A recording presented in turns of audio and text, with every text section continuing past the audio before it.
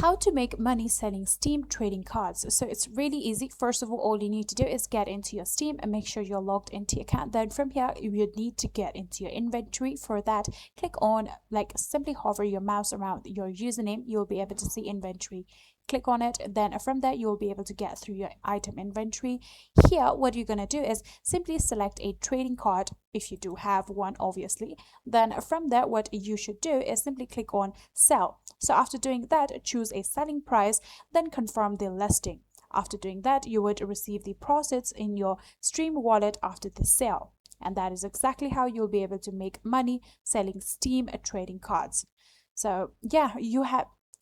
Finally, I would like to tell you guys that Steam wallet funds can't actually usually be withdrawn as cash. So yeah, you would need to know that. That is it.